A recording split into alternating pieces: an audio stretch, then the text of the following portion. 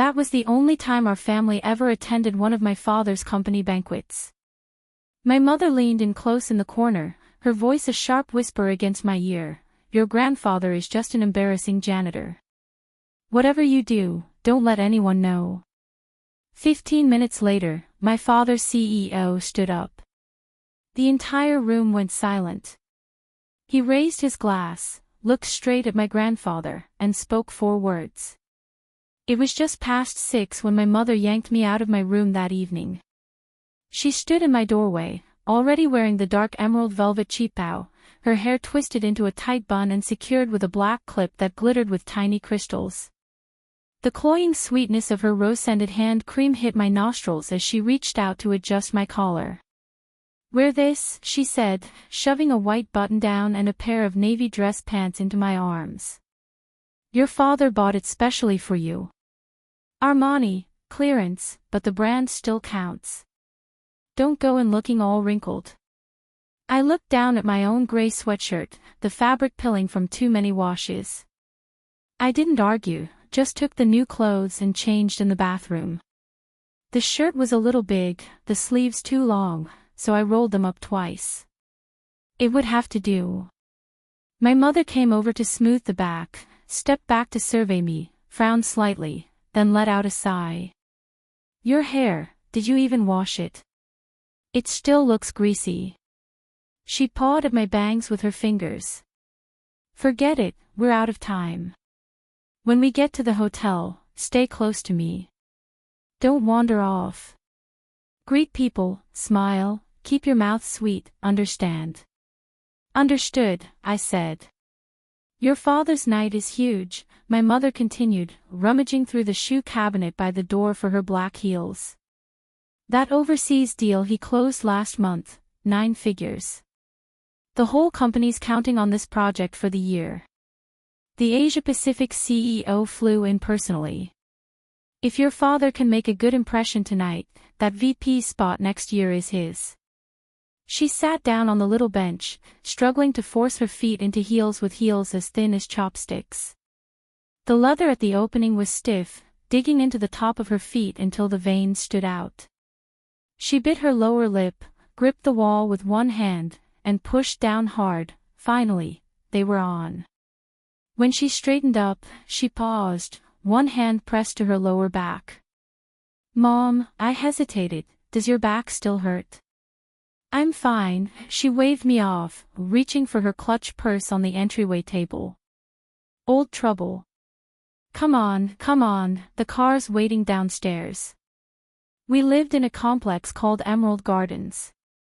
The apartment was 3 years old, 1,400 square feet, north-south exposure, with renovations that had cost nearly $60,000.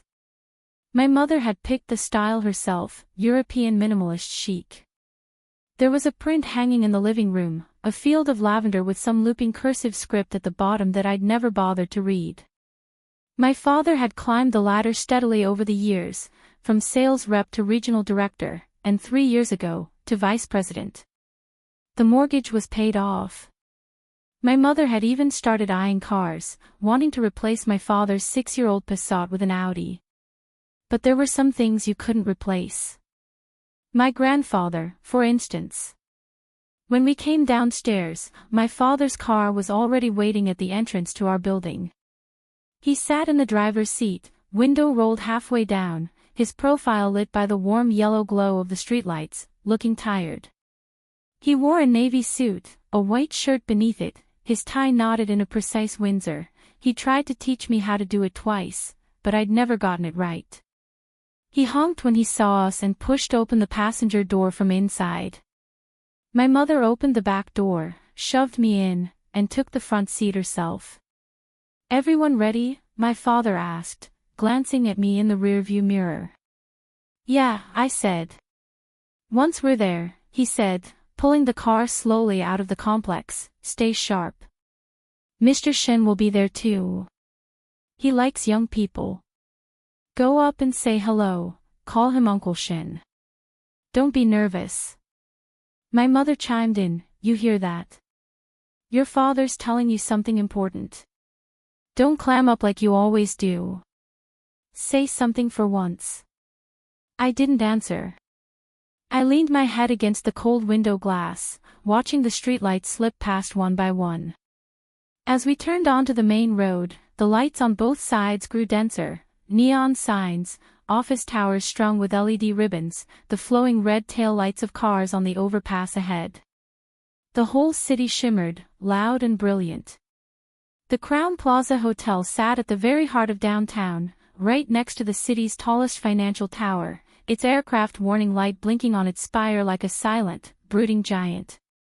When we pulled up to the hotel entrance, a doorman opened the car door.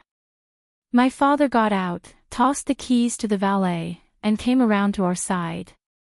My mother pulled a compact mirror from her purse, checked her lipstick one last time, pressed her lips together, and then hooked her arm through my father's.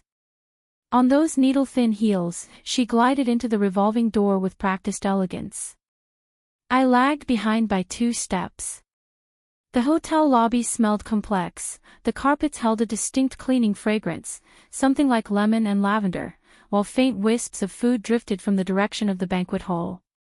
The chandelier in the lobby was enormous, crystal, hanging down at least 12 feet, every cut facet catching the light from a different angle and throwing it back in dizzying patterns. As I followed my parents toward the elevators, my eye caught movement at a side passage. A figure in dark blue work clothes was pushing a cleaning cart out of the corridor, the cart piled high with bundled sheets and pillowcases. He pushed with visible effort, back hunched, his pace slow, the cart's wheels making a dull rumble against the carpet. I stopped. "Ethan." My mother's voice came from ahead, impatient. "What are you dawdling for?" "The elevator's here." The figure pushing the cart seemed to look up at the sound of her voice. Across half the lobby, through the haze of light from that massive chandelier, through the carefully curated, expensive air of the hotel, I saw a face lined with deep wrinkles. His hair was white, cropped close to the skull, the temples almost entirely gray. High cheekbones, hollow cheeks where he'd lost a few teeth, pale lips. Small eyes, heavy-lidded, but those eyes, when they found me, brightened. It was my grandfather. His mouth opened, as if he wanted to call out to me. But then his gaze flicked to the woman in the cheapao standing by the elevator, looking back at me. His lips moved again, but no sound came out. He gave me a tiny wave, so small it was almost hidden, like he was afraid of being seen, then ducked his head and pushed the cart on down the hallway. "Ethan. Are you coming or not?" My mother's voice had gone shrill. I snapped back to attention, hurried to catch up, and stepped into the elevator. As the doors slid shut, I couldn't help glancing back toward the lobby, but the cart was gone. Only the polished marble floor remained, reflecting the chandelier's light, vast and empty. "What's wrong with you today?" "Your head's in the clouds," my mother fussed, reaching out to straighten my collar again. "First time at this kind of event making you nervous?" "Don't be. Stick with your father, eat what's put in front of you, and keep your mouth shut. Simple." I stared at the glowing red numbers on the elevator panel. A question rose in my throat, but before I could form it, my mother's next words cut me off. "Oh, and what I told you earlier," she lowered her voice, leaning in until I could feel the moist heat of her breath against my ear. "Your grandfather. I know he works at this hotel. If you run into him, don't call out to him. Don't even acknowledge him. You hear me?" I said nothing. She squeezed my arm, hard. "Do you hear me? Your father's reputation is on the line tonight. If people find out his own father scrubs toilets for a living, what does that do to him? You're old enough to understand. We've worked too hard to get where we are. We can't let something like this drag him down." The elevator doors opened at the top floor, and the roar of voices and the smell of food poured in. At the entrance to the ballroom stood a massive welcome banner bearing my father's company logo and the words, "Annual Strategic Partner Appreciation Gala," in gold lettering. Waiters in black vests carried silver trays lined with slender flutes of pale gold champagne. My mother's face shifted in an instant into the smile she'd practiced, the corners of her mouth lifted to just the right degree, warm enough not to seem cold, measured enough not to seem desperate. She took my father's arm, and they walked in. I followed like a tail. The ballroom was even larger than it had seemed from the doorway. At least 30 round tables, each draped in crisp white linen, with floral centerpieces in the middle, tiny water droplets still clinging to the petals. The ceiling arched high, traced with gold plaster molding, and the chandelier hanging from it was larger and brighter than the one in the lobby. The far wall was floor-to-ceiling glass, looking out over the city's nightscape, a sea of light stretching to the horizon, blending with the glitter inside until it was hard to tell where the room ended and the sky began. My father led us to a table near the back corner. Seated with us were several middle-aged men and women I didn't recognize, executives or important clients, by the look of them. My father exchanged pleasantries. "Mr. Liu, it's been too long, Director Li, you look wonderful tonight." My mother smiled along, adding a graceful word here and there, her tone perfectly calibrated. I sat beside them, staring at the unfamiliar array of silverware laid out before me, knives, forks, spoons in descending sizes, white porcelain plates rimmed with gold. A waiter poured me orange juice. I took a sip, the cold hitting my tongue, leaving it numb. And then, again, my gaze drifted to the frosted glass door at the side of the ballroom. It was closed. But I knew my grandfather was behind it. I remembered him pushing that cart. How long did he work each day? He'd once told me that on busy days, the hotel had to turn over 1,000 rooms, and the cleaning crew was always short-handed. He'd limp home at night, back so stiff he could barely straighten up. My mother had rolled her eyes at that story. He chose the job. He can live with the consequences. The door swung open. A stout man in a chef's coat came out carrying a giant silver platter piled with sliced Peking duck. In that brief opening, I caught a crash of sounds from inside, the clatter of pans, someone shouting, "Is the dessert for table 3 ready yet?" The hiss of steam venting from something. The door swung shut again. I kept staring at it until my mother kicked me under the table with the tip of her high heel. "What are you looking at?" she whispered, still smiling at the others, though her eyes were sharp. "Eat your dinner." I looked down, picked up my fork, and stabbed a cherry tomato from the salad plate in front of me. The skin burst, sweet sour juice flooded my mouth. I couldn't taste a thing. Course after course came. Cold appetizers, stir-fried dishes, soup, seafood, steak, the table filled until there was barely room for the wine glasses. The other guests drank and laughed, faces flushed. My father drank heavily, his smile looser, his voice louder, calling Mr. Ma across the table, "brother." My mother deflected a few rounds for him, but she'd put away half a glass of red wine herself, her ears pink. She leaned in from time to murmur in my ear, "That woman's necklace, definitely fake," or "Look at that dress, slid up to her hip, no class." I nodded and made vague sounds, but my mind was somewhere else entirely. I thought about when I was little. Before Emerald Gardens, we'd lived in an old neighborhood called Willow Lane. The buildings there dated to the late 80s, concrete slab towers, their facades gone black with age, hallways stacked with old furniture and coal briquettes left over from winter.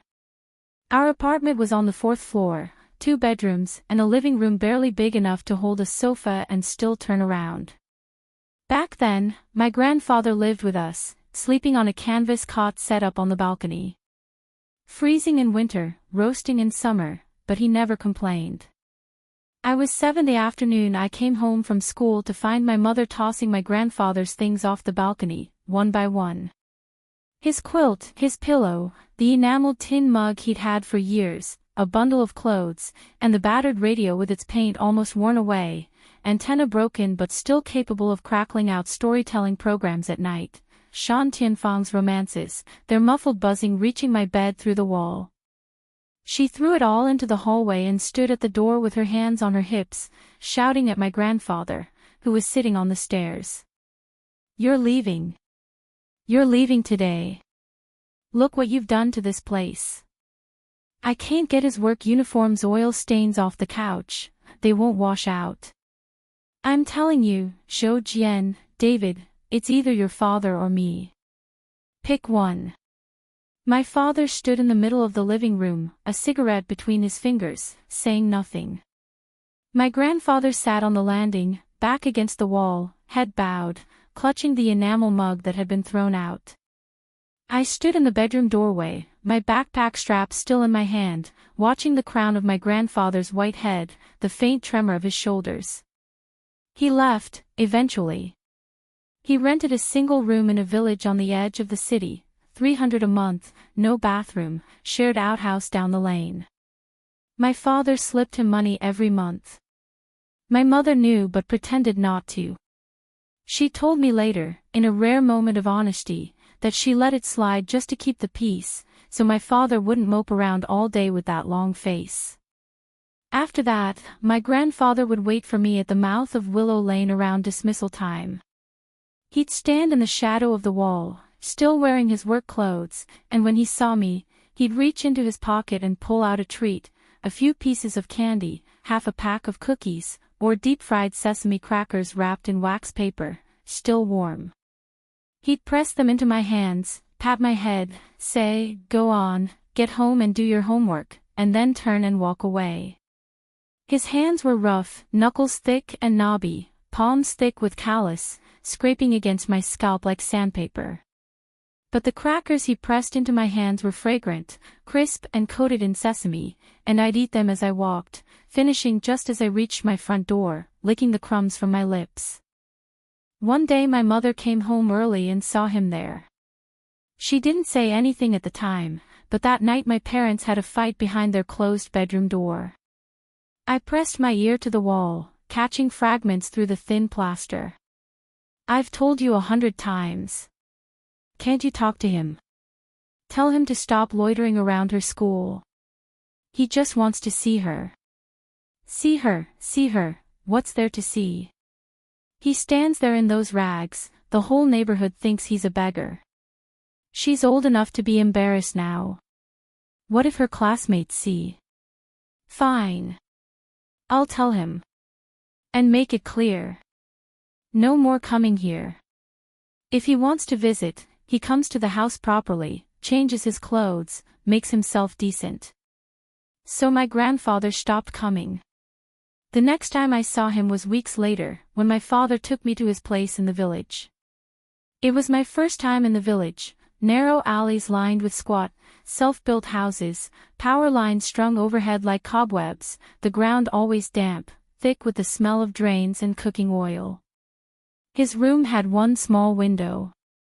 A bed, a table, a stool, that was all the space there was.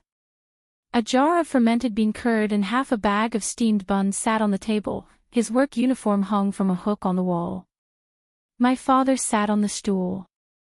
My grandfather sat on the edge of the bed. I stood in the doorway. They smoked in silence, father and son, 2 feet apart, neither looking at the other.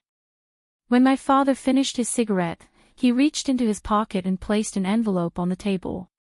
"Dad," he said, "find a better place to live. This place is damp.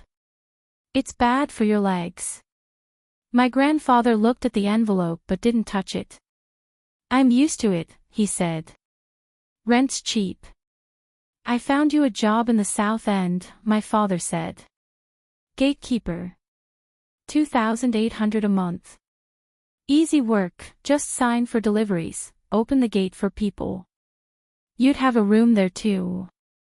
Still my grandfather didn't touch the envelope. He tapped ash from his cigarette. "Gatekeeping's dull. All day sitting, kills my back. I'm fine at the hotel. It's not hard work. Don't worry about me." My father didn't push.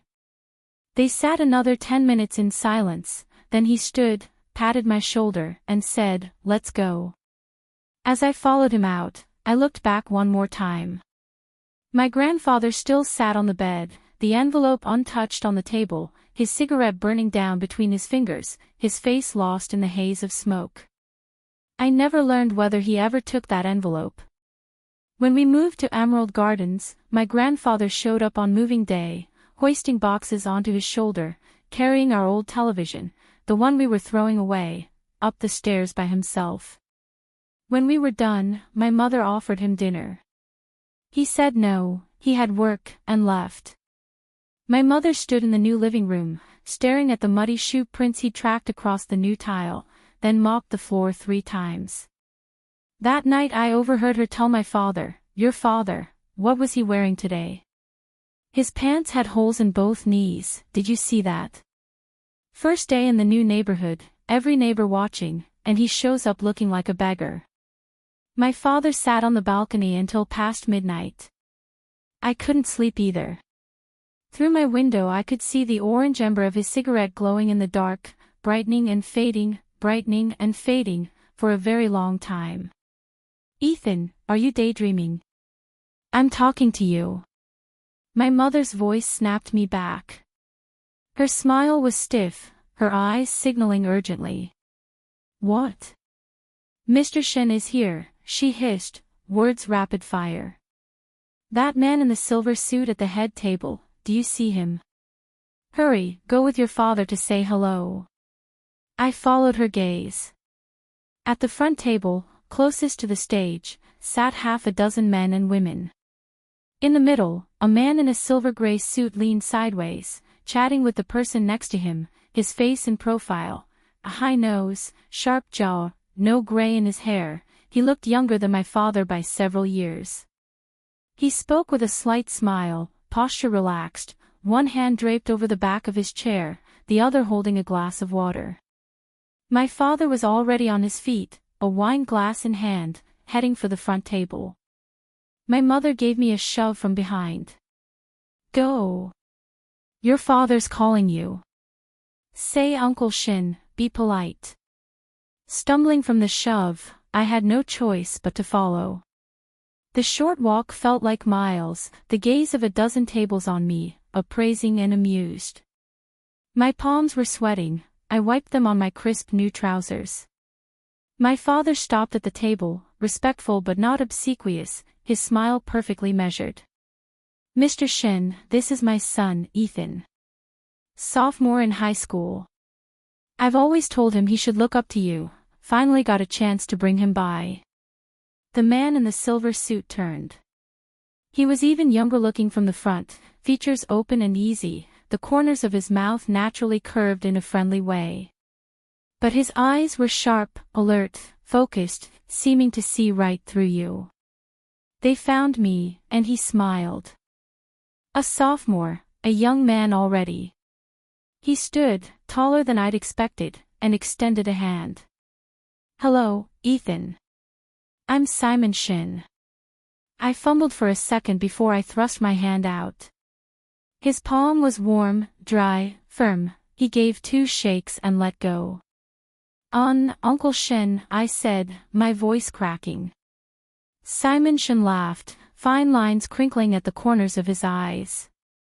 "Relax. Your father talks about you all the time, good grades, loves to read." I nodded, then immediately shook my head. "I mean, I like it okay." My father jumped in, "He's shy, takes after his mother." Simon Shin glanced at him, something unreadable in that look, then returned his attention to me. "Nothing wrong with shy. I was worse when I was your age, couldn't string 2 words together in front of strangers." There was something genuine in his tone, not just polite filler. I relaxed a little, but still didn't know what to say. Another nod. Simon Shin seemed unbothered by my awkwardness. He turned to my father, "You've raised a good one. Solid kid. You should be proud." My father's smile widened, he muttered thanks and shepherded me back to our table. I looked back once over my shoulder. Simon Shin had already sat down, leaning in to listen to someone beside him, his fingers tapping a rhythm on the tablecloth. Back at our seats, my mother leaned in. What did he say? Just a few things, I said. He said I seemed solid. Her face lit up with poorly concealed pride. See? Mr. Shin himself praised you. Your father's earned some real face tonight. She reached over and pressed down a stubborn strand of my hair. Keep it up now, when he toasts, your father will call you again. Don't freeze up. I nodded and sat back down. Dishes had come and gone while I'd been gone. Steam rose from a fresh plate of sweet and sour ribs. I picked up my chopsticks and took one. The meat was fall-apart tender, each bite dripping with tangy sauce. But as I chewed, I thought about my grandfather. Had he eaten dinner? Did anyone in that kitchen save him a plate, or would he have to wait until the guests were gone and the room was cleared, then eat cold leftovers over the sink? I remembered his teeth weren't good. He couldn't handle anything hard. His favorite meal was tofu braised with pork belly, soft and stewed until it nearly melted. Once, he'd come by our old place with a lunchbox full of it, big chunks of pork belly, fall-apart tender, the tofu soaked with savory sauce. My mother wasn't home that day, so my father heated it up and the three of us ate it for lunch. My father opened a beer, poured a glass for my grandfather, who got red-faced after half, leaned back in his chair, and said with a smile, "Life's a lot better than before." One of the few meals the three of us ever shared together. Later, my mother came home, found the unwashed lunchbox in the kitchen, and frowned. "Who brought that old thing here?" My father said, "I bought some tofu." She didn't push, but I never saw that lunchbox again. Ladies and gentlemen, the host's voice from the stage cut through my thoughts. The lights dimmed, a spotlight snapping onto the center of the stage. The host was a man in his 30s in a maroon suit, smooth and polished, opening with a warm welcome and then rattling through a list of distinguished guests and key partners, each name met with applause. Then my father took the stage. He straightened his jacket, walked up with steady steps, and settled behind the podium. The spotlight made his face look pale, but his spirits were high, flushed from the wine, smiling easy. He cleared his throat and began, his voice louder and crisper than at home, every syllable cleanly clipped. "Thank you all for joining us this evening." The room hushed, broken only by the occasional chime of silverware. His speech ran 5 or 6 minutes, thanks to clients, thanks to the team, thanks to partners, and closed with a look toward the future. His phrasing was polished, his humor timed well. He landed a joke about some project that drew a ripple of genuine laughter. My mother sat straighter, hands folded in her lap, wearing the expression of a woman whose man was at the center of the room. Her fingers curled slightly, nails dimpling her palms, but her smile held. My father finished, bowed, and applause swept through the room. He walked back, pausing here and there to clink glasses with guests reaching out to him, weaving between tables like a fish at ease in its waters. Then the host returned. "Now, let's give a warm round of applause for our Asia-Pacific CEO, Mr. Simon Shin." The applause surged, twice as loud as for my father. Several tables worth of guests even rose to their feet, craning toward the front. Simon Shin rose from the head table. His gait was unhurried but solid, the silver suit catching the light with a soft gleam.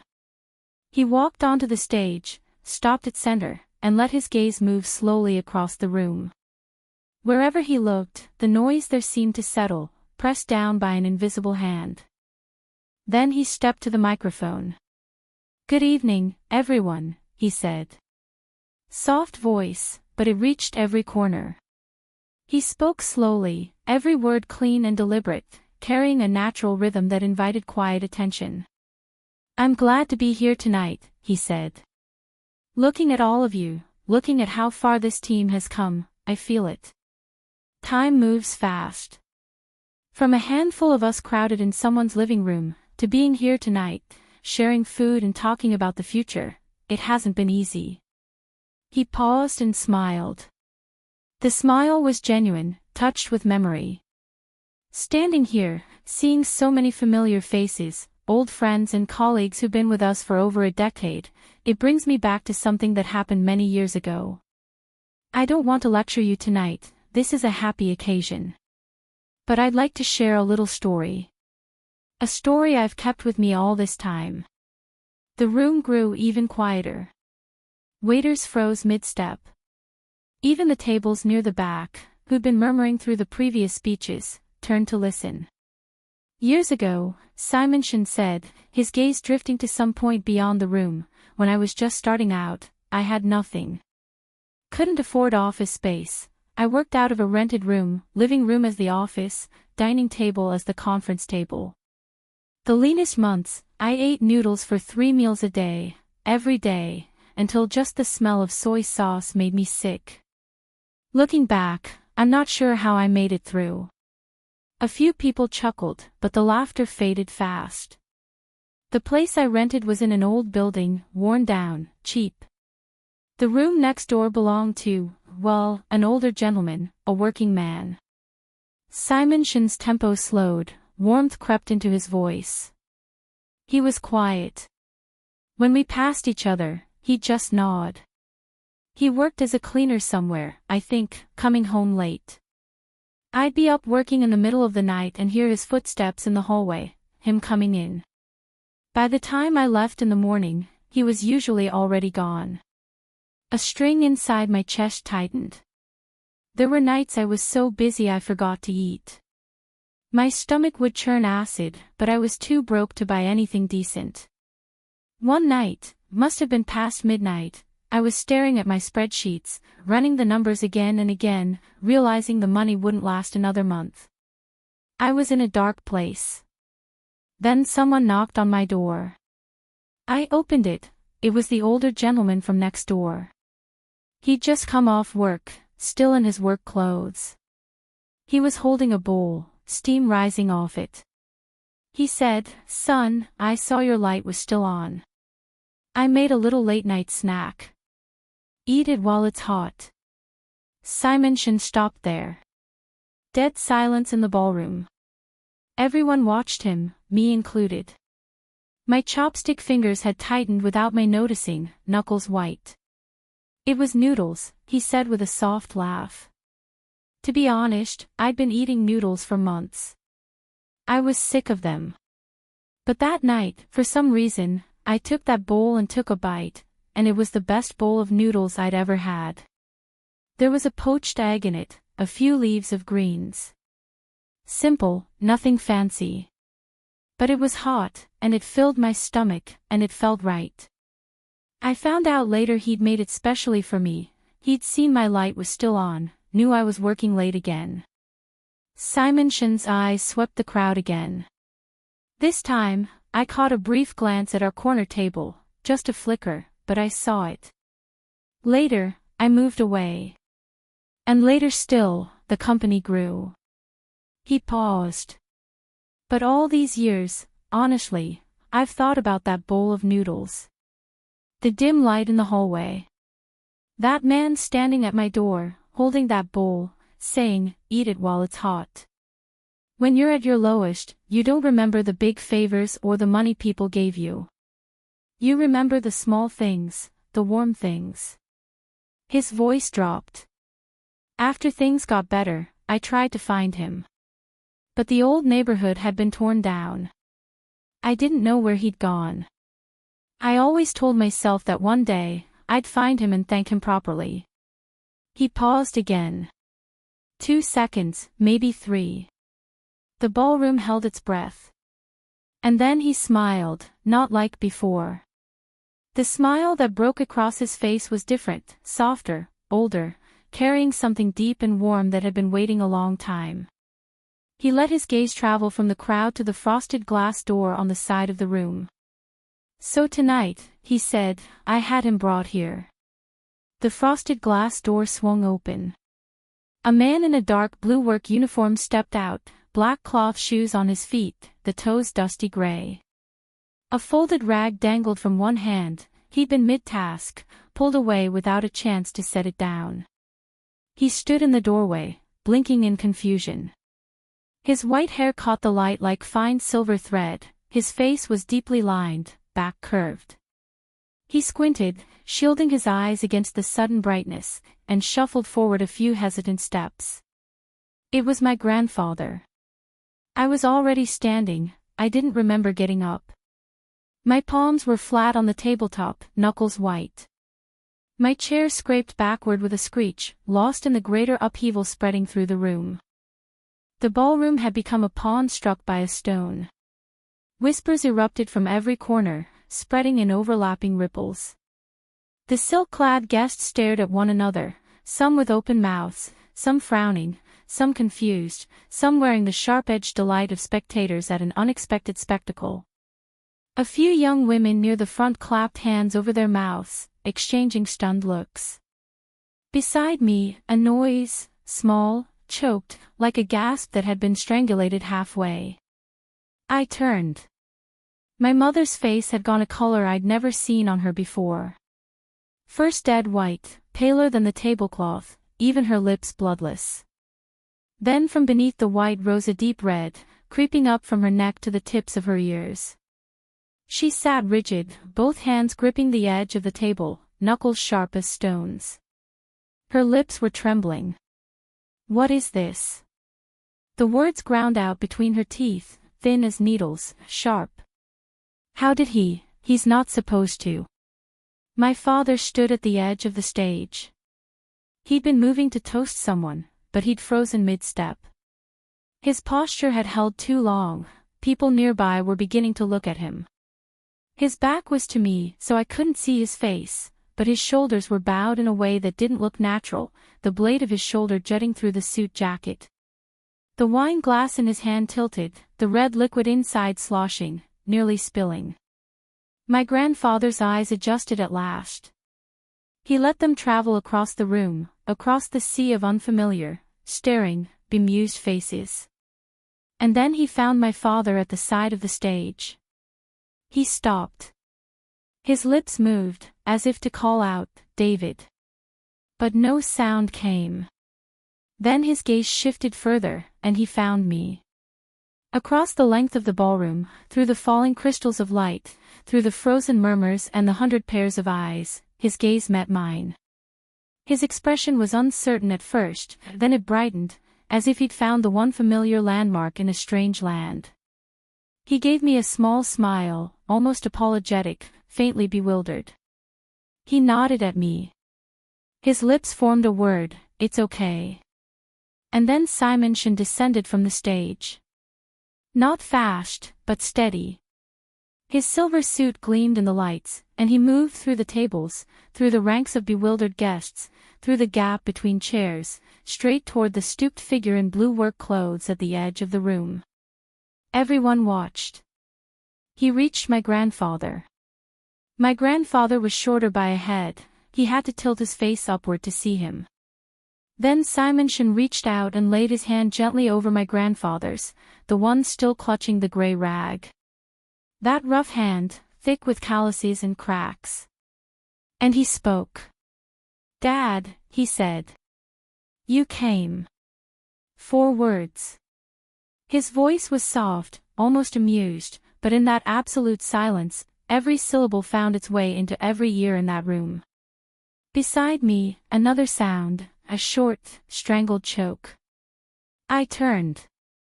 My mother's lips were still parted, her face a smashed palette of white and red, eyes wide, pupils shrinking and expanding, frozen like a statue melting and recasting at once. At the edge of the stage, the wine glass finally slipped from my father's fingers. It landed on the thick carpet without breaking, but the wine splashed across the cream-colored nap, a dark red stain blooming like blood. He stood with his hands hanging empty at his sides. His shoulders trembled once, twice. Then he raised both hands and covered his face. My grandfather stood there, still clutching the gray rag, looking up at Simon in his tailored suit. A long moment passed, seconds, maybe, but it stretched into a lifetime in my chest. Then my grandfather switched the rag to his other hand, and with the freed hand, that rough and weathered hand, he patted Simon once, gently. The chandeliers still blazed overhead. I stood in the corner, and the tears came without warning, blurring everything into watercolor and light. I don't remember how the rest of that time passed. Someone began to clap, a few stray beats, tentative at first, then catching, spreading from table to table, and finally the whole ballroom thundered with applause. People rose from their seats, their expressions shifting from shock to something else, recognition, curiosity, respect.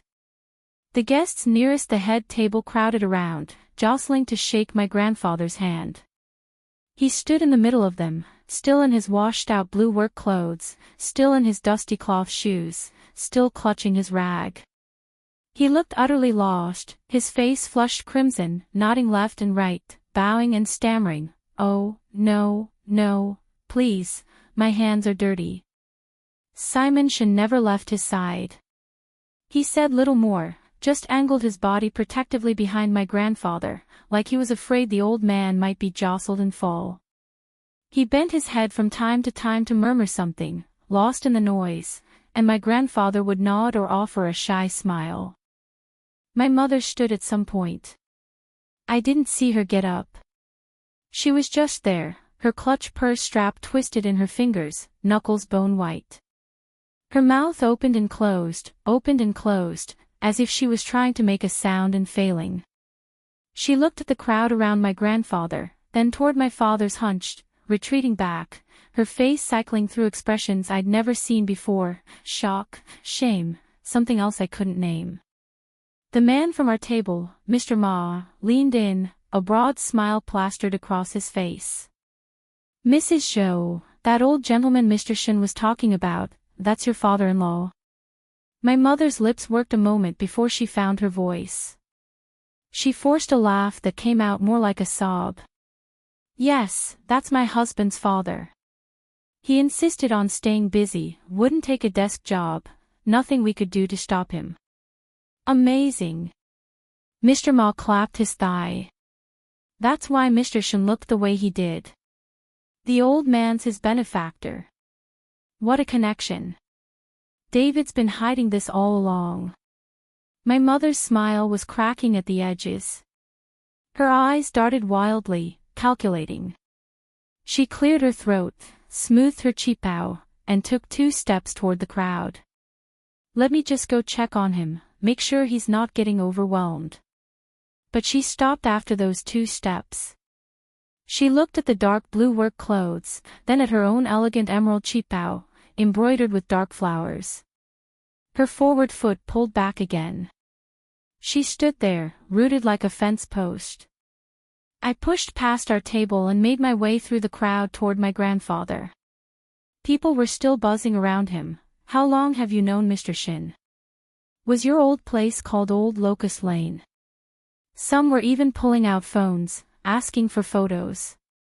My grandfather answered in loops, "No, no, it was nothing, just a bowl of noodles. A bowl of noodles doesn't mean anything." I squeezed through the bodies and stood before him. When he saw me, the uncertainty on his face eased, just a little, and his eyes creased. "Ethan." "Grandpa," I said.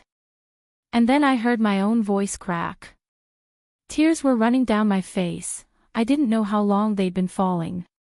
I wiped them with my sleeve and just stood there, not knowing what else to say. He reached up and patted my head. That same rough hand, sandpaper against my scalp, but gentle, like he was afraid of hurting me. "It's okay, don't cry. Grandpa just came to have a meal."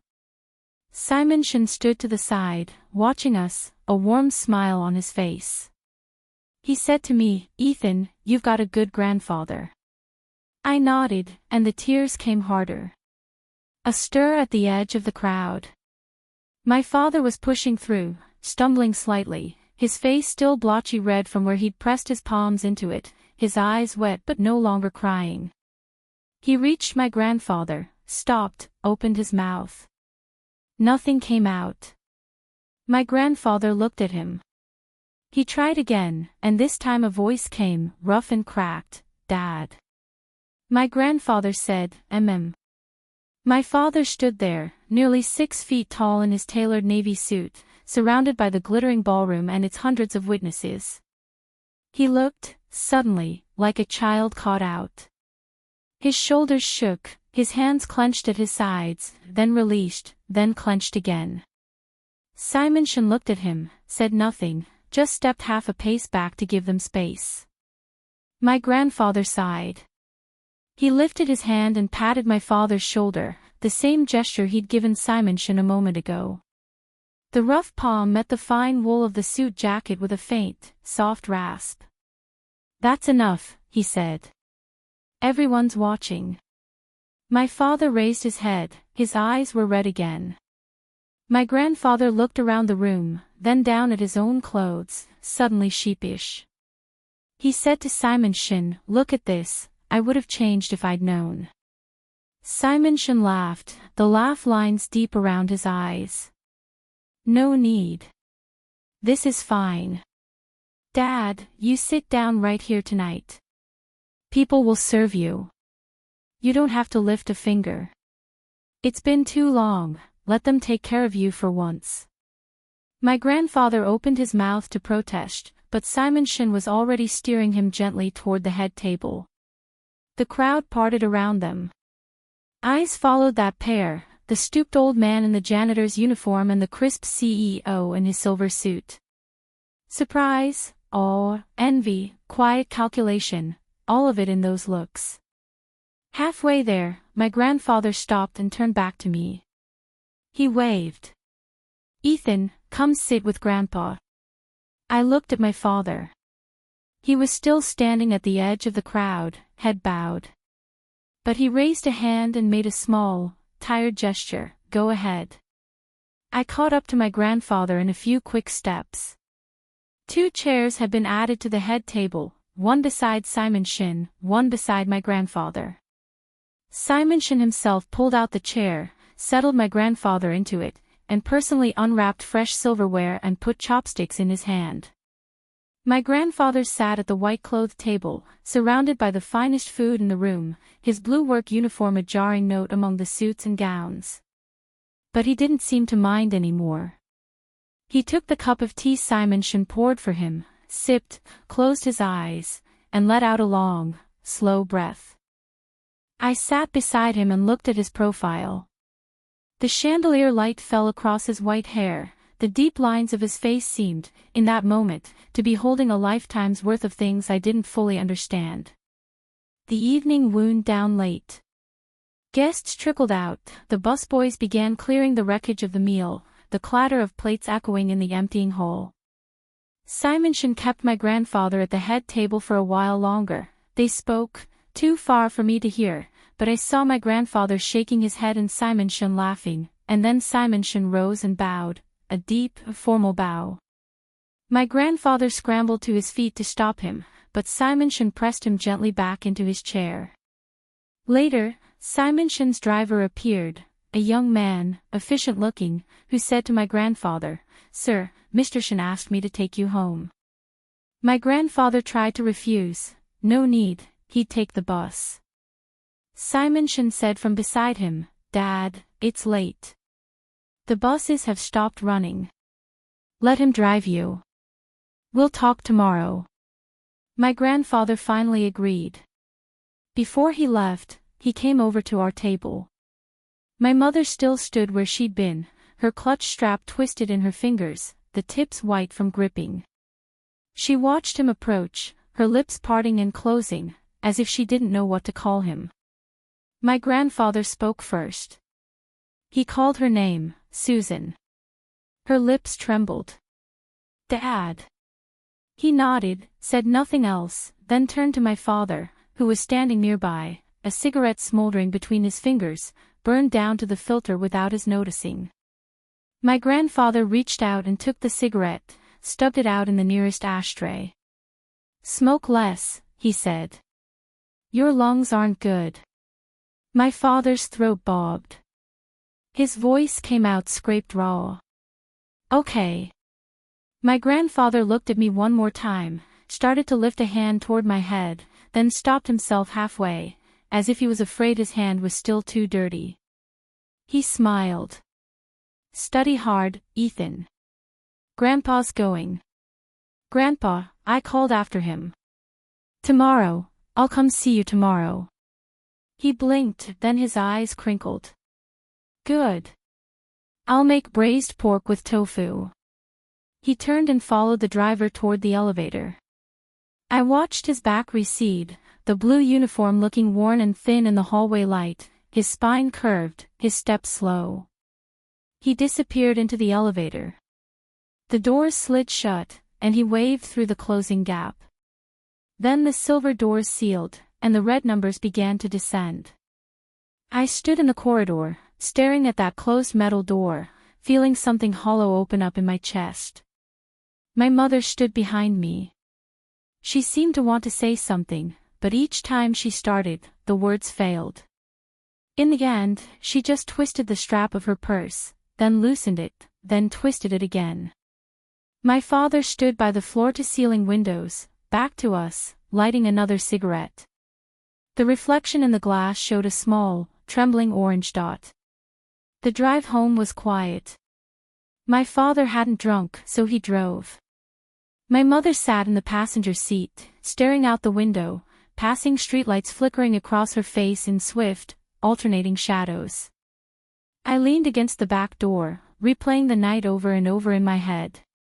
Simon Shin's eyes when he said, "Dad, you came." My grandfather's lost face, clutching that rag, stepping through the frosted door. My mother's white face. My father's hunched back, his hands over his face. And my grandfather patting Simon Shin's hand with that rough, cracked palm. David. My mother's voice cut through the silence, soft, as if talking to herself. My father's eyes never left the road. That Mr. Shin. She hesitated. When did how did your father and he? I don't know, my father cut her off. I found out tonight too. A long pause from my mother. Then, but your father never told you. He never told me anything, my father said. You know how he is. The car went quiet again. I leaned against the window, watching the city stream past, and a memory surfaced. Maybe 3 or 4 years ago, a winter afternoon. I'd come home from school and found my grandfather at our front door. He wasn't wearing his work uniform that day. He'd put on an old down jacket my father had thrown away, its zipper broken on one side, held closed with a piece of string. He was holding a plastic bag of tangerines, the small local kind, thin-skinned and sweet, my favorite when I was young. He stood outside the door, raising his hand to knock, then lowering it again, over and over. I came up behind him and called, "Grandpa." He jumped, then turned, his face folding into a smile when he saw me. "Ethan, you're home, I brought you some tangerines." He pressed the bag into my hands. "Go inside, it's cold out here." "Come in, Grandpa," I said. "Dad's home." He shook his head and stepped back. No, I'd better not. "Your mother, just eat the tangerines." He turned to go, but paused after a few steps to wave. "When you run out, tell Grandpa, and I'll buy you more." That winter was biting cold. His back hunched against the draft as he walked away, disappearing into the twilight. I stood at the door, holding the tangerines, still carrying the chill of the outdoor air. Later I brought the bag inside. My mother was in the kitchen. She saw it and asked who'd brought it. I said I bought them. She looked at me for a long moment, then said nothing, just emptied them into a bowl on the coffee table. That night I peeled a few. They were sweet, but there was a bitter edge beneath the sweetness. I remember wondering, standing at that door, what was he thinking?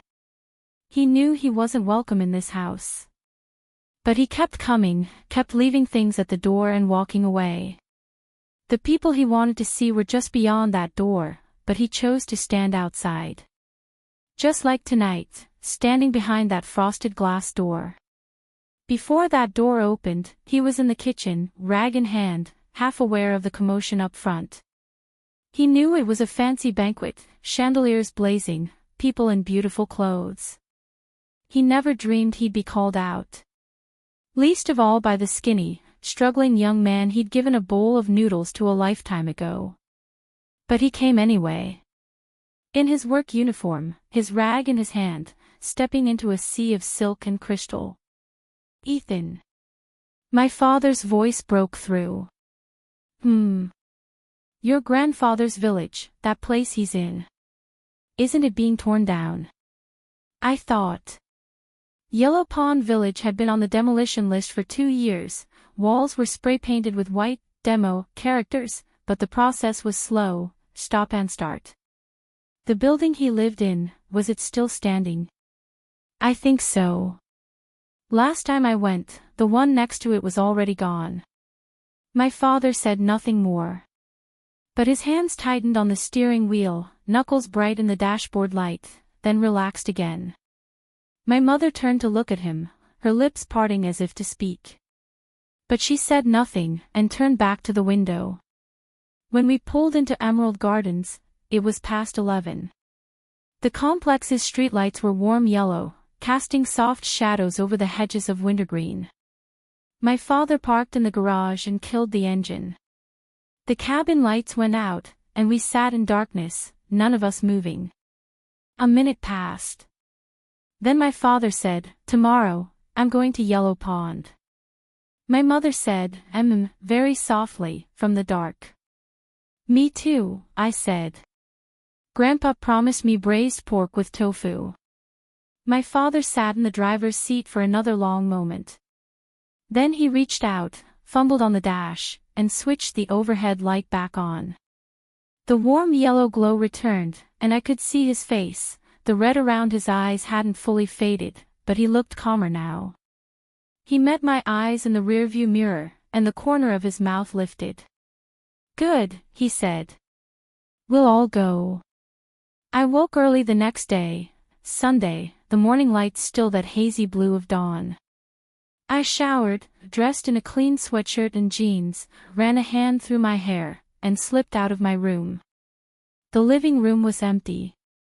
But my parents' bedroom door was open, their bed made. From the kitchen came sounds, something simmering. I walked over and saw my mother at the stove, a small pot burbling before her, steam rising and fogging her profile. She heard my footsteps and turned. "You're up." Her voice had changed, less sharp than usual, something softer underneath. "Go get your father."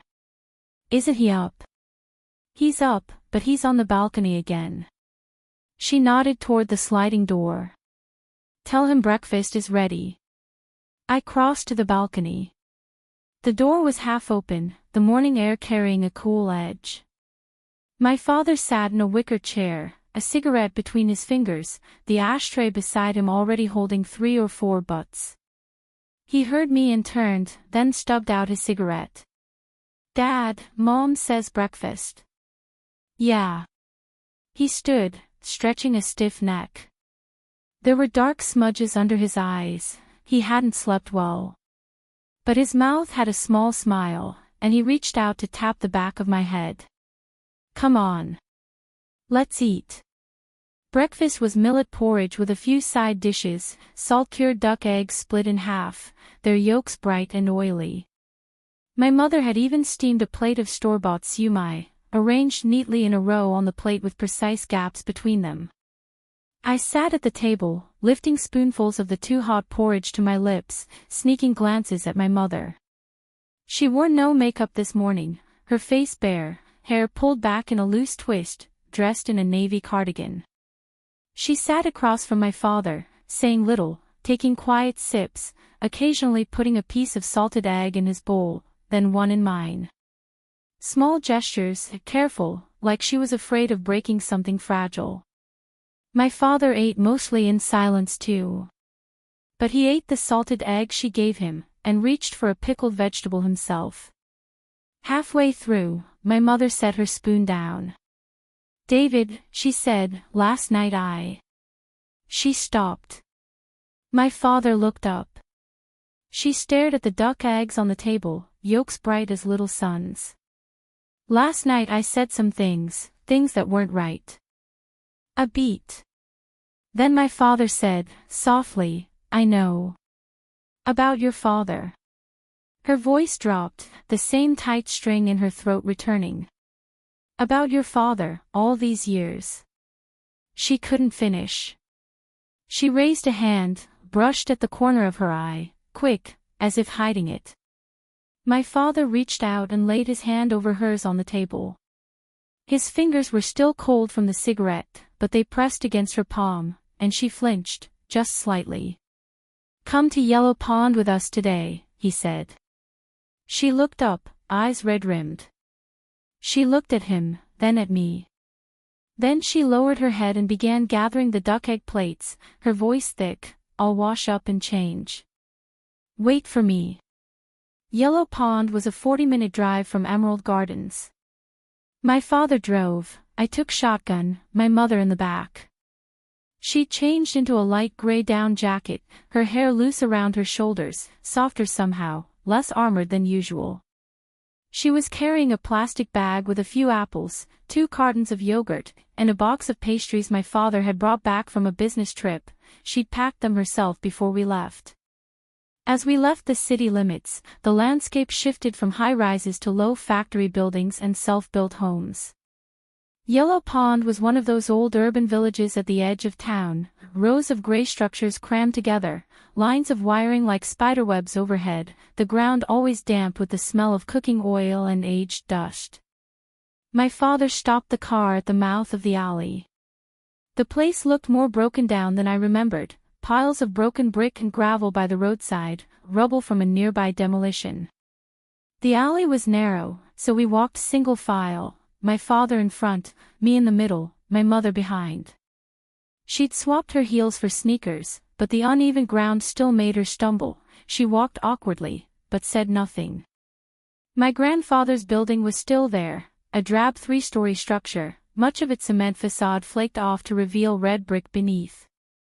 The front door stood ajar. Inside, a dim hallway lined with stacks of cardboard and empty bottles. My father called out, Dad. A rustling from upstairs, and a familiar voice from the stairwell, coming. My grandfather came down. He wasn't in his work clothes today, an old gray jacket over a loose white thermal shirt. His hair was combed neater than usual, though stray strands still stuck up at the temples. When he saw the 3 of us, he stopped, visibly startled, especially at my mother. My mother, still clutching her plastic bag, stepped forward. Dad, she said. My grandfather blinked. Then he said, his face creasing in a tentative smile. He stepped aside to let us up. Come up, it's messy, don't mind it. His room was on the 2nd floor. South-facing, very small, a narrow bed, a table, a wooden wardrobe whose door wouldn't close quite right, revealing half a folded blue uniform inside. On the windowsill sat a few old enamel basins and cracked plastic bottles planted with scallions and garlic sprouts, bright green and thriving. My grandfather pulled 2 plastic stools from under the bed, then dragged his own chair over. He gestured for us to sit. My father took the chair. My mother and I each took a stool. My grandfather sat on the edge of his bed. The 4 of us filled every inch of the room. My mother placed her bag on the table. Dad, I brought some fruit, and some pastries. My grandfather looked at the bag, then at her, his lips moving soundlessly. Finally, you didn't need to go to all that trouble. My mother took out the apples and stood there, uncertain where to put them. She finally set them beside the jar of fermented bean curd on the table. She sat back on her stool, hands on her knees, sitting straight like a schoolgirl, and looked around the tiny space, the yellowed newspaper pasted to the walls, the water stain on the ceiling, the draft from the ill-fitting window making the threadbare curtain twitch. She bowed her head. Dad, she said softly, how many years have you been here? My grandfather thought. 7, 8. I've lost track. Is it cold? He laughed. Hot in summer, but I have an electric blanket in winter. Don't worry about me. I'm used to it. My father hadn't spoken. He looked slowly around the room, his eyes lingering on the narrow bed with its faded checked sheets, folded neatly, and the enamel mug at the pillow's edge, the same mug I'd seen when I was 7, its paint mostly worn to bare gray metal beneath. My father reached out, picked up the mug, turned it over, looked at its base, and set it down again. A silence. Then my grandfather stood. You all sit. I'll make lunch. Ethan said he wanted braised pork with tofu. I bought some pork belly yesterday, it's in the fridge. Dad, my father stood too. Let me. My grandfather looked at him, surprised. You know how? My father smiled, a smile that carried something bitter at its edges. You made it for me enough times. I picked it up by watching. My grandfather stared at him, then reached up and took his apron down from its hook, an old white canvas thing, stained with oil and soy sauce that nothing could wash out. My father took it, fumbled to tie it, and finally got it right. They went to the shared kitchen at the end of the hall. Through the wall, I could hear their voices. Should I blanch the pork first? Yeah, scum it off once it boils. Running water. The rhythmic chop of a knife on a board. I sat on my stool and looked at the small window. Outside, the blank wall of the neighboring building was marked with a huge white demo character, stark in the midday light. A thin shaft of sunlight crept in through the crack in the window frame, falling on the floor in a narrow line, dust dancing slowly in its glow. My mother rose after a while. She walked to the windowsill and touched a scallion leaf with the tip of a finger. After a long moment, she turned back to me. Ethan, wait here. I'm going to the kitchen too. She stepped out, her footsteps fading down the hallway.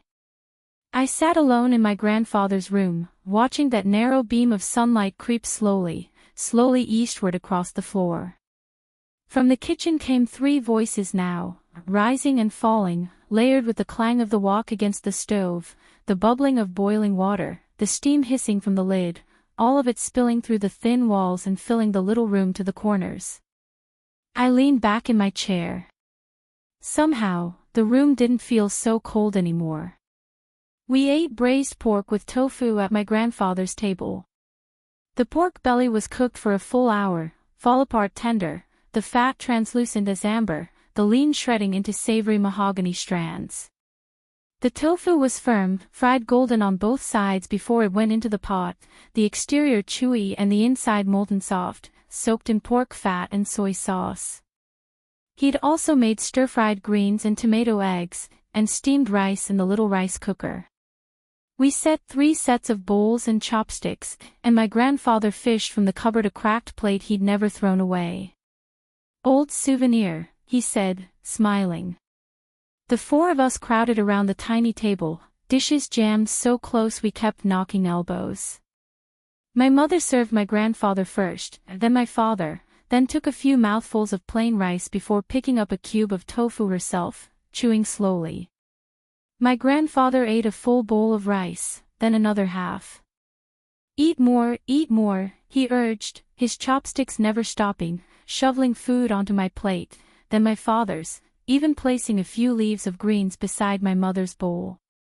Afterward, my father insisted on washing the dishes.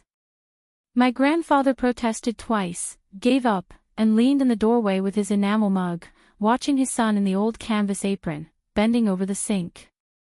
The afternoon sun fell through the kitchen's small window, stretching my father's shadow long across the damp concrete floor. In the room, my mother helped clear the table. She put leftovers in a plastic bag and stored them in the tiny fridge, then moved the apples from the table to the windowsill, aligning them neatly. She worked slowly, quieter than she ever was at home, placing each item as if it deserved care. I sat in the doorway, watching. And for some reason, I thought of the looks from the banquet the night before, the startled, curious, amused, envious gazes. What had they seen when they looked at my grandfather? A faded work uniform. Dusty shoes. A deeply lined face. They saw only surfaces. Simonson was different. Simonson saw the man who'd knocked on his door in the middle of the night with a hot bowl of noodles. He saw the warmth in those rough hands. He saw an old man with a stooped back, standing in dim hallway light, expecting nothing in return, just thinking, that kid's working too hard, he'll hurt himself. And Simonson remembered. He remembered across years, across empires, until he could sit at the top of a hotel ballroom and still carry that memory like a debt. I remembered the way his voice had slowed on that stage, how the polish and performance had fallen away, leaving only something real and warm. When he said, "Eat it while it's hot," his voice had cracked, just a little. He'd meant every word. And when I laid the oil stains on that rag against my mother's whispered word, *embarrassing*, I realized something I hadn't let myself acknowledge before. I'd felt it too, somewhere buried. The shame of a grandfather who cleaned hotel rooms. The reluctance to tell my classmates the truth. That quiet, unspoken embarrassment had lived in me for years, even though I'd never said it aloud. Simonson had slapped it out of me. My father came out of the kitchen, drying his hands on the apron, still wearing it. He stopped in the doorway, saw my mother organizing the windowsill, and his mouth curved. Then he crossed over, untied the apron, folded it in two, and hung it back on its hook. "Dad," he said, "Yellow Pond is being demolished. Did you know?" My grandfather, squatting by the windowsill to fuss with the scallions, nodded. "They posted the notice last month." "Where will you go?" My grandfather stood, brushed off his knees. "I'll figure it out. Not much to move." My father didn't answer right away. He walked 2 steps in the cramped room, then stopped. "Dad," he said, "move back in with us." The air seemed to hold still for a second. My grandfather turned to look at him. My mother's hand stopped mid-motion, still clutching half a plastic bag. I rose from the threshold and watched my father's back. "Your place," my grandfather began, hesitation in his voice. "And Susan?" "I asked Susan," my father said, quietly but firmly. "She said to bring you back. The spare room is yours, facing south, warm in winter." My mother crossed the room to stand beside my father, still clutching the plastic bag. She didn't look up at my grandfather, but her voice came, thick, "Dad, I was wrong. I'm sorry. The room's ready. New sheets, new bedding." My grandfather stood with his hands at his sides, fingers curling. His throat moved. For a long time, he couldn't speak. Then he looked down at his old jacket, rubbed its hem between thumb and finger. "What about my job?" "Keep it," my father said. "If you want to. But you'll sleep at home. I'll drive you in the mornings, pick you up at night." Another long silence. Then my grandfather lifted his head and looked at my mother, then at my father, then at me. His mouth moved, slowly, pulling the lines of his face upward, bunching around his eyes like a wrinkled flower finally opening to the sun. "Okay," he said. One word, so quiet, as if a louder voice might break something. But I heard it perfectly. That afternoon we helped him pack. There wasn't much, a few clothes into a woven bag, the enamel mug wrapped in newspaper, the scallions and garlic sprouts in a cardboard box my mother found for him. The little fridge and bed would have to be fetched later. My father called a delivery van and said he'd come back for them. When my grandfather locked the door and stood on the landing, he looked back at that worn wooden door once, the thin sunlight from the hallway's small window falling across it. He stood a moment, then turned to me. "Let's go." We met a neighbor lady as we came down, a stout woman in her 60s, who saw my grandfather with his bundles and us behind him. Old Joe, she called, moving out.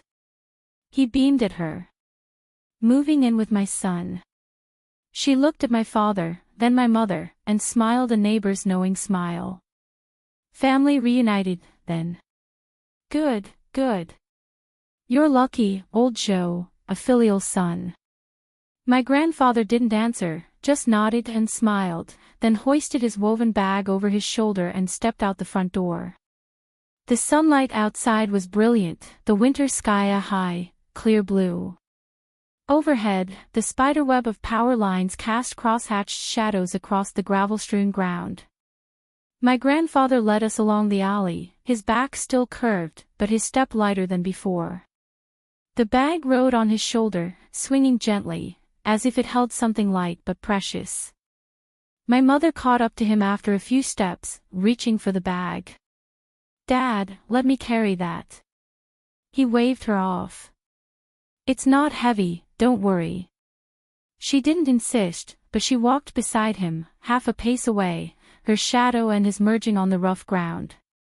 I followed behind, watching the three of them, my grandfather in his old jacket, his bag on his shoulder, my mother beside him, a box of scallions in her arms, my father on her other side, turning now and then to say something to the old man. Their shadows advanced together over the pitted concrete, overlapping and separating, over and over. From the mouth of the alley to the car was maybe 200 yards. I walked it slowly, like I wanted to remember every step. The old locust tree at the alley's entrance had shed all its leaves, bare branches reaching against the blue sky. A few sparrows perched there, chattering. A sweet potato cart at the corner sent a thin scent of charcoal and caramel into the cold air, making my nose prickle. My grandfather reached the tree, passed the cart, and reached the street. Then he stopped and looked back at me. Ethan, hurry up, he called. I'll make you sesame crackers when we get home. I caught up and fell into step beside him. In the noonlight, his face looked so much more relaxed than it had at the ballroom the night before. The lines were still deep, but the corners of his eyes and mouth were all curved. A question had been building in my chest all morning, and finally I asked, Grandpa, that Mr. Shin, when you brought him noodles that night, did you know he'd end up a big boss? My grandfather burst out laughing, his voice echoing down the narrow alley. Me? I had no idea. He was just a skinny kid with a lamp burning past midnight. I thought, this kid's far from home, struggling. One bowl of noodles, who thinks about tomorrow? Then later, I pressed, did he ever come back to find you? He slowed. He did. Before the demolition. He tracked me down here, found my door. I was coming home from work, and he was standing at the alley mouth in a suit. I almost didn't recognize him. He talked a lot, but I didn't take much in. I remember he tried to give me an envelope. I wouldn't take it. I told him a bowl of noodles isn't worth anything, just live your own life. He paused, resumed walking, his voice dropping. He sent things every New Year since. I always tried to refuse. Couldn't send them back. So they pile up somewhere. Something hot and unnameable rose in my throat. We reached the car. My father opened the trunk and loaded the bags, the woven sack, the plastic bag with the enamel mug, the box of scallions. My mother held open the back door for my grandfather, and my father reached behind him as he bent to get in, shading the old man's head from the door frame. Slowly, my father said, "Don't hit your head." My grandfather settled into the seat, let out a long breath, and looked out the window at the narrow alley falling away, at the gray buildings retreating. His eyes held something quiet, a farewell to 7 years in that tiny room. My father started the engine. Warm air poured from the vents. My mother sat beside my grandfather, and I reclined my passenger seat, watching the old man's face in the rearview mirror. We pulled out of Yellow Pond, turned onto the main road. Sunlight poured through the windshield, bright across the dash. My father reached up to lower the visor, and his eyes met my grandfather's in the mirror, by accident. He smiled. My grandfather smiled back. The car drove steadily forward, the city skyline stretching across the horizon under a winter sky so blue it seemed surreal. I leaned back in my seat and thought about those 4 words Simon Shin had spoken on that ballroom stage. They weren't just for my grandfather, I realized. They were for all of us to hear.